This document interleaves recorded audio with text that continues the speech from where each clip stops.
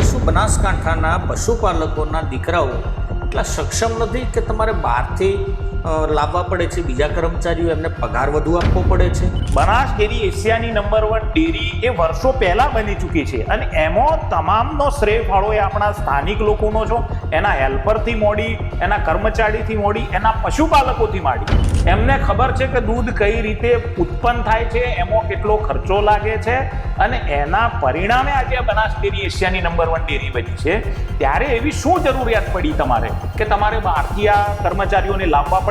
એટલે કોઈ આઈઆઈએમ ના આઈઆઈટી વાળા અહીંયા આવીને આપણને દૂધ કઈ રીતે પેક કરવું, દૂધ કઈ રીતે વેચવું એ જો શીખવાડતા હોય તો મારી દ્રષ્ટિએ આ બહુ તદ્દન ખોટી અને વાહિયાત વાત છે. જે બહારથી કર્મચારીઓ કદાચ લાવવામાં આવે છે એના પાછળનું લોજિક મને તો એવું લાગે છે કે એમના જે મોટા મોટા પ્રોજેક્ટો છે એની અંદર મોટા પાયે ભ્રષ્ટાચાર ચાલી રહ્યો છે. તો બનાસ દાણનો પ્રોજેક્ટ હોય કે બીજા અનેક ઉમંગ મોલનો પ્રોજેક્ટ હોય કે આવા ઘણા એવા પ્રોજેક્ટો છે કે એમાં મોટા પાયે ભ્રષ્ટાચાર છે અને આ ભ્રષ્ટાચારની ગંધ બરાબર સ્થાનિક કર્મચારીઓને ના આવે. આજે જે સિવિલ હોસ્પિટલ આપણે બનાવવી પડી એ પશુપાલકોના પૈસે બની છે બરાબર. આ ખરેખર પ્રોજેક્ટ એ ભારત સરકારનો, ગુજરાત સરકારના પ્રોજેક્ટો હોવા જોઈતા હતા. એમને આપણને ફંડ આપવું હોય એની જગ્યાએ ઉલટું સાહેબ એમને ફંડ પ્રોવાઈડ કરી રહ્યા છે.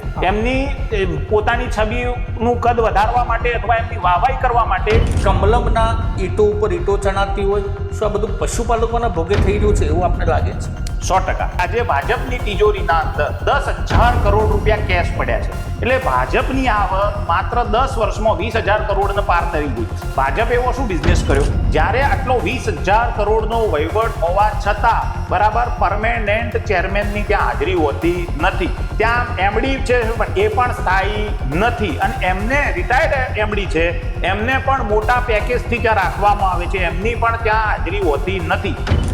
પરંતુ ક્યાંક ને ક્યાંક ભ્રષ્ટાચારની મંશા અને ભ્રષ્ટાચારી શાસનના કારણે આ તમામે તમામ પ્રોજેક્ટ ફેલ થયા છે.